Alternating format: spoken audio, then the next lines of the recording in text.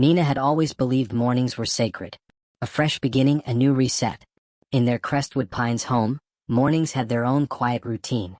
Birds chirped softly outside the bay window.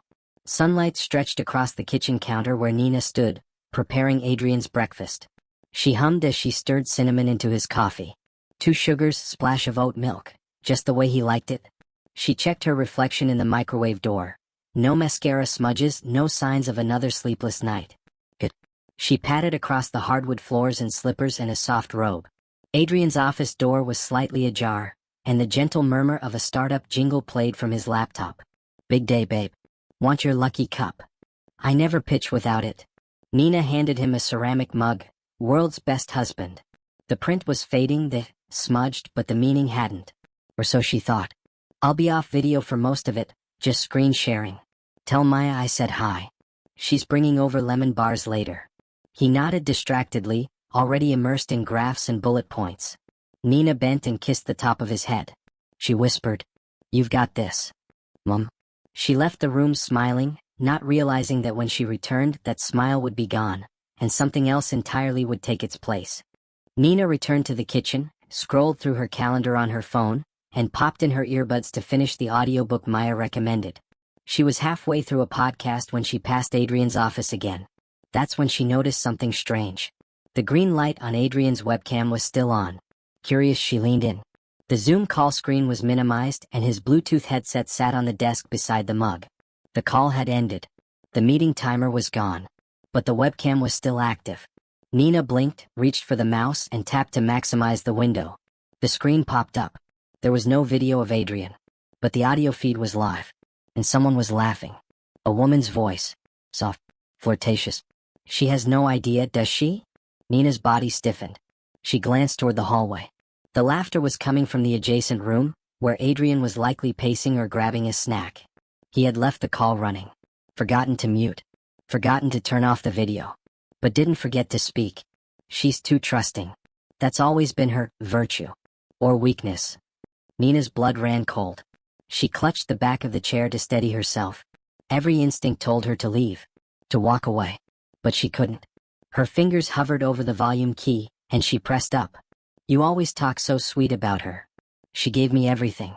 But it's not enough anymore. That one line shattered Nina's entire concept of their relationship. The room around her blurred. Her knees threatened to buckle. Nina stumbled back into the living room and collapsed onto the couch. The words replayed in her mind like echoes in an empty hall. She grabbed her phone with trembling hands and opened her voice recorder. Date, May 14th. Time, 9:52 a.m. Adrian left a Zoom call running. He said it's not enough anymore. She stopped recording. What else had he said? She needed to know. She crept back to the office and leaned close again. You know what you want. You're just afraid of being the villain. I don't want to hurt her. But with you it feels like I'm alive again. Let's just do it. Get away. Even if it's just a weekend. There's a fake summit in Atlanta next weekend. I can spin it. You're such a smooth liar. I've had practice.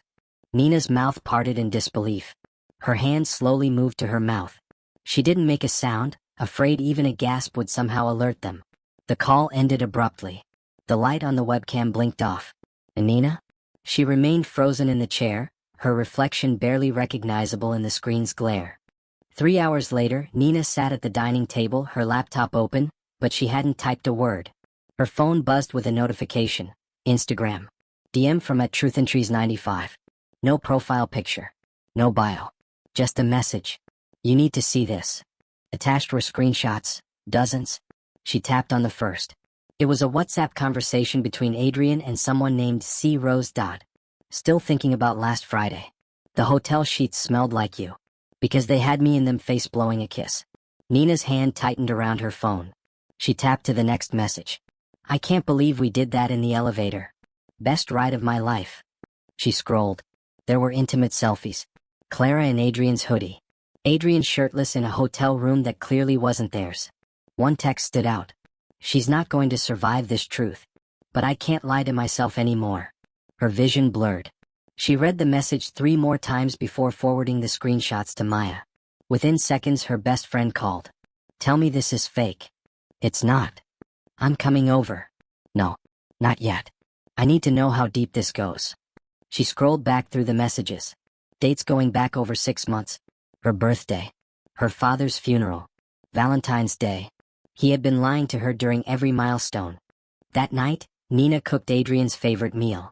Not because she forgave him, but because she wanted to look into his eyes and see if guilt lived behind them. The table was set with candles. Jazz played low from the speaker. Adrian walked in, loosened his tie, and smiled. Well, this is a pleasant surprise. You've been working hard. I thought I'd reward you. Reward away. He sat, serving himself a generous portion. Nina sipped her wine. What? You all right? You look a little tense. Do I? Something wrong at yoga? Or with Maya? She shook her head.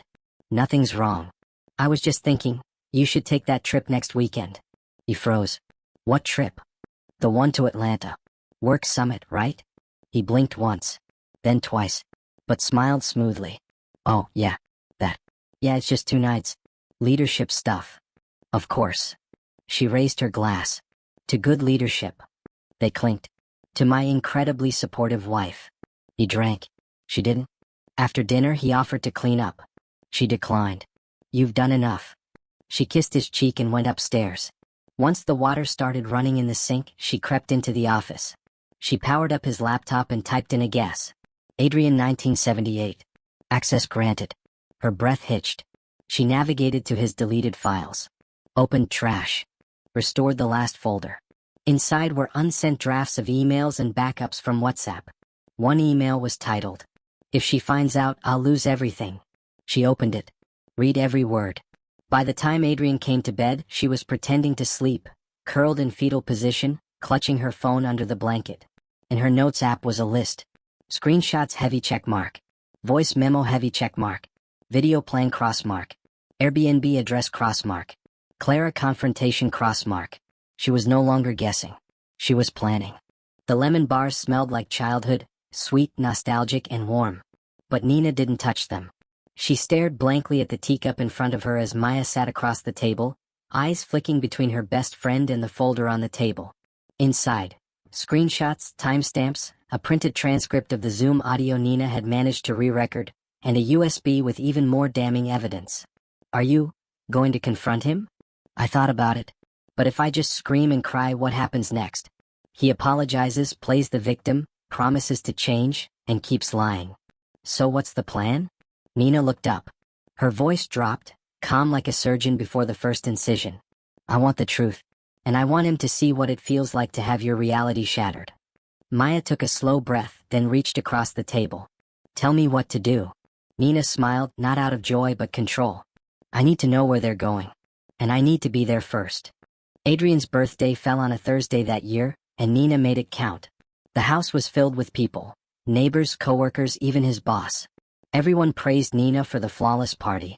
The decorations were tasteful, the food catered from his favorite restaurant, and the champagne flowed like celebration. But Nina's eyes stayed on one guest, Clara. She hadn't RSVP'd, hadn't called. But she showed up, bold in a green silk dress, with a bottle of wine and a confident smile. Happy birthday, stranger.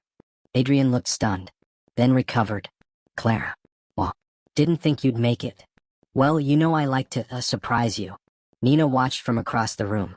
She held her wine glass like a weapon. Maya leaned in. You sure you're okay with this? She thinks she's winning. Let her believe that. Later, Clara caught Nina in the kitchen alone. You throw a beautiful party. Well, Adrian deserves it. He's such a loyal husband. Must be nice, having that kind of trust. Oh, I trust him. But I also verify. You know how that goes. There was a pause. Clara blinked. Nina smiled wider and walked away. The next morning, Nina stepped outside to get the mail. Mr. Ease, their elderly Nigerian neighbor, was watering his hydrangeas. He waved. Good party last night. But I prefer silence. Easier to hear the truth in quiet. Nina chuckled. But Mr. Ease's next words wiped the smile off her face. I hear your husband has a whispering voice. Likes to whisper things when no one's listening. She blinked. What do you mean? He nodded to the old vent near his garage. Sound travels. Especially when you talk on Bluetooth in the driveway. He reached into his robe pocket and handed her a small USB. I don't like betrayal. I don't need to know the whole story. but I know a rotten egg when I smell one. Nina hesitated, then took it. Inside the house, she plugged it in. There was one audio file, whispers.wave. She pressed play. Adrian and Clara. Again. Their conversation from 3 nights ago. Did she ask where you were last night? No. She's not like that. She's passive. Good. We just need to get through this weekend, then figure out the separation. She'll be too broken to fight. I'll handle it. Nina's nails dug into her palm. Passive? Broken? She unplugged the USB. That night, as Adrian showered, Nina snuck back into his study. The laptop was open. She clicked the WhatsApp web tab. Login required. QR scan needed. But Adrian's phone was charging on the desk. She unlocked it with his fingerprint. He had scanned it once for convenience. She scanned the QR code. WhatsApp loaded instantly. Hundreds of messages. She filtered by Clara. The most recent message chilled her. Booking confirmed. Cabin in Dahlonega. Fireplace, hot tub, king bed. Winking face, can't wait. There was a photo of the Airbnb listing. Remote. Private. Perfect for an affair. She went back to earlier messages. After this weekend, I'll tell her. Will you? Or will you keep hiding? Don't push. I'm already risking too much. And then another just yesterday.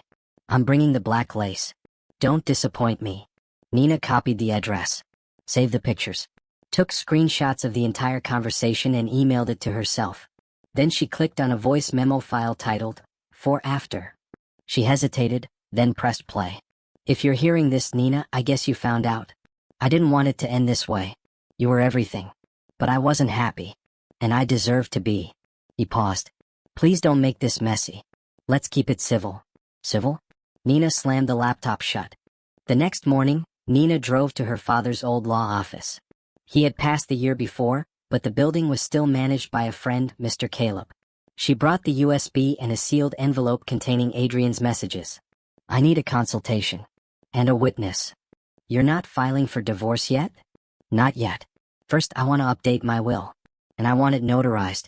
Today. He nodded. They spent an hour drafting legal paperwork. Power of attorney transfer, guardianship clauses for her son Max, asset protections. At the end she stood. And I need one more thing. Yes. If anything happens to me, if I go missing or get into an accident, send these files to every board member at Adrian's company. Caleb stared. You think he'd? I don't think. I plan. Back at home, she emailed Clara from a fake account. Your little getaway sounds romantic. Mind if I join? She attached one photo. Clara in Adrian's shirt, asleep. 10 minutes later, Clara responded. Who is this? No reply. That evening, Nina walked into Adrian's office with 2 glasses of wine. Cheers to your weekend trip. Yeah, work hard, play hard. She clinked her glass and drank. Then excused herself, and went to pack her own bag. Friday. Adrian's business retreat weekend had arrived. He packed lightly. Polo shirts, his favorite cologne, and a smile that was too calm for someone carrying this much deception. Nina stood by the door as he kissed her cheek. Don't wait up. We'll be swamped with workshops. Of course. Safe travels. As he pulled out of the driveway, she stood still for a moment. Come, boys. Then she turned, grabbed her duffel bag and walked upstairs.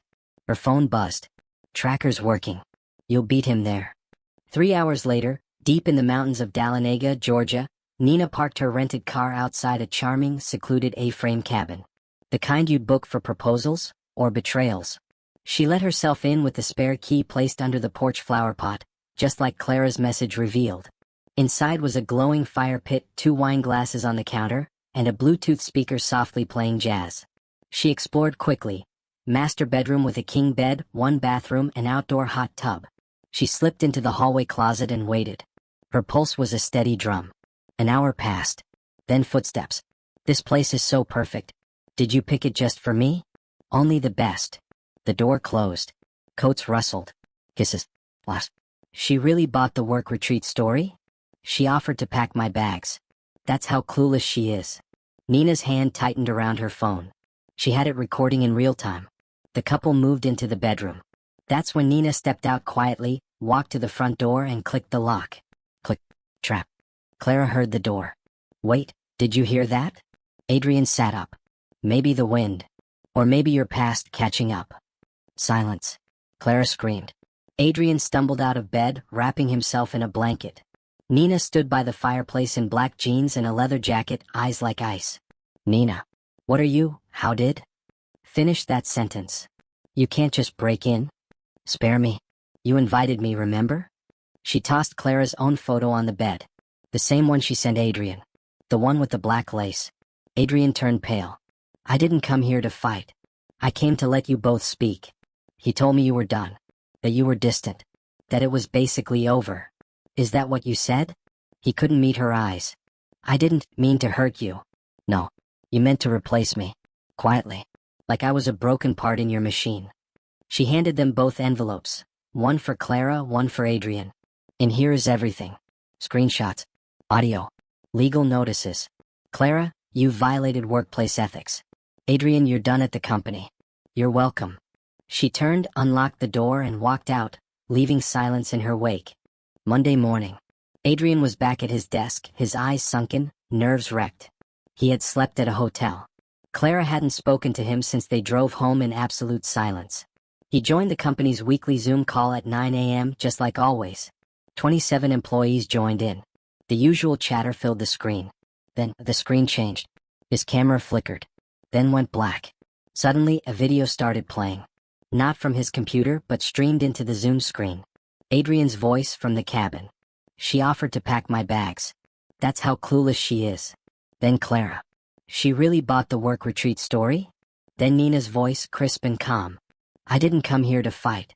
I came to let you both speak. Chaos. Faces on the Zoom began to shift. Mics unmuted. Gasp. Silence. Then. What is happening? Who uploaded this? Adrian tried to speak. Wait, this is... someone hacked. But the video kept going. Every line. Every intimate betrayal. All of it. Streamed directly to the company's entire leadership team. At the end, a title card. You may forget to mute your secrets. But karma never forgets to unmute them. Meeting ended. Adrian sat frozen, a thin sheen of sweat on his forehead. His phone buzzed. Call from legal department. By noon, the story was viral. Someone, Nina suspected Maya, had posted the Zoom recording to a Reddit thread titled, r/workplace revenge. He forgot to mute the Zoom. His wife played his affair in front of 27 colleagues. The clip gained traction. By 5 p.m., it had 280,000 views. By midnight, over 1 million. Comments flooded in. This woman is cold and brilliant. Justice served at 1080p. Zoom just got spicy. Even gossip blogs picked it up. Tech exec's affair gets live-streamed in viral revenge plot. Meanwhile, Adrian's company suspended him pending investigation. Clara was terminated, officially for misconduct, unofficially because the entire company saw her in lingerie. That evening, Adrian sent Nina a voice note. Adrian, desperate. You made your point. Can we please talk in person? Not everything needs to be a spectacle. Nina didn't reply. Instead, she posted her own video to YouTube. Title. When my husband forgot to mute his affair, I gave the internet the truth. She sat in her living room, clean-faced, composed. People always ask, if you caught your spouse cheating, what would you do? I didn't throw plates. I didn't cry. I gave them an audience. By morning, it hit trending. Tuesday morning. Adrian stood outside Nina's house holding flowers. He rang the bell 3 times. No answer. He left a letter. Inside, a half-hearted apology. Promises. Blame.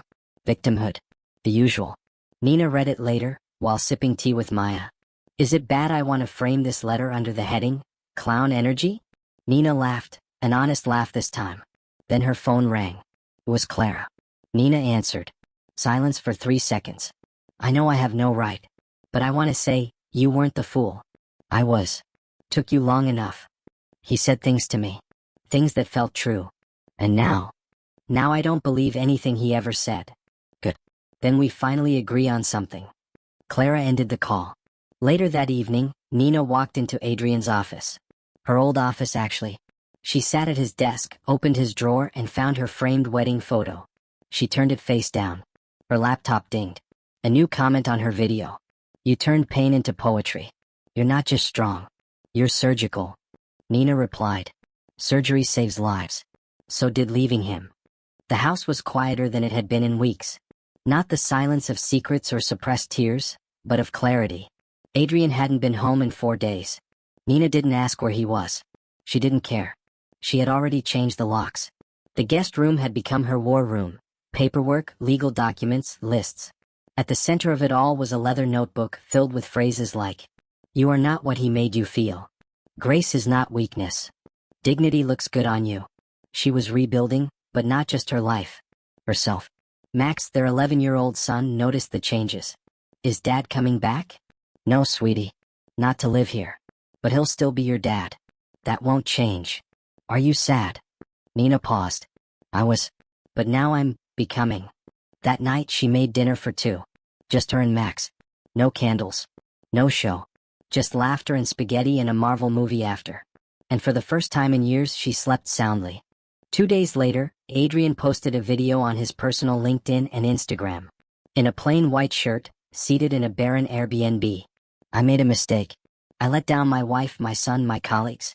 I hurt people I love and I betrayed trust that took years to build." He looked into the camera as if expecting absolution. "I never meant for it to go public. I never wanted to humiliate anyone. Especially Nina." The video was 3 minutes long. A PR move in the clothes of remorse. But the internet didn't buy it. Top comments.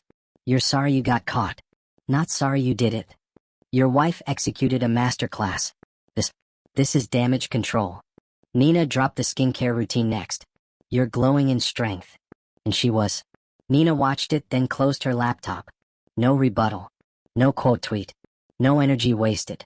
But she did forward the video to her lawyer with a simple note. "Add this to the file. Public admission of infidelity." She wasn't interested in public sparring. She was preparing for something longer lasting. Sunday night. Rain pattered against the window as Nina sat down to record her second YouTube video. This time, no script. "I never set out to expose anyone.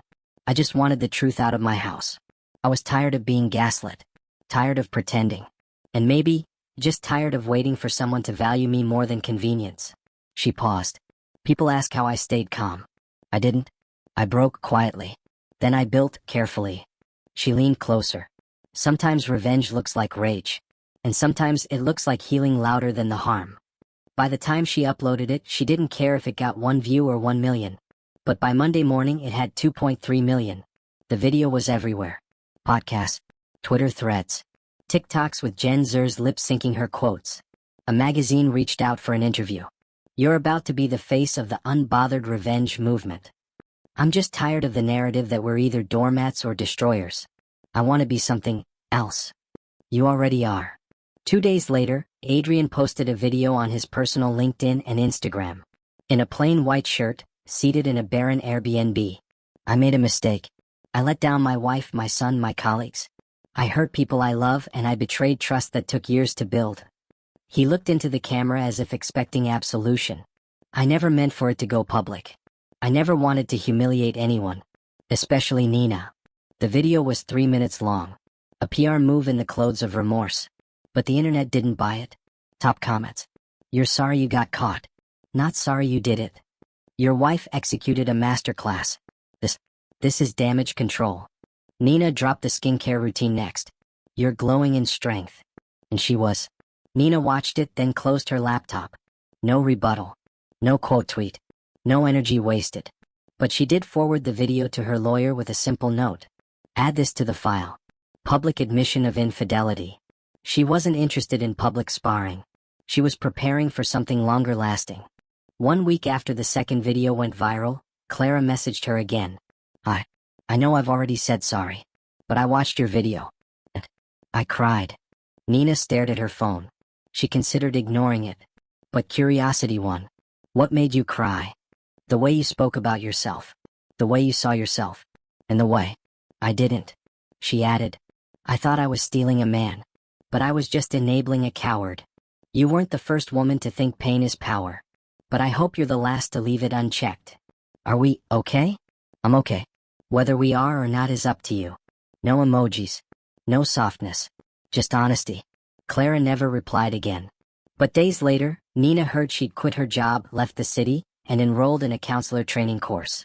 That night, Nina smiled, not at Clara's downfall, but at the possibility of someone else's rebuilding.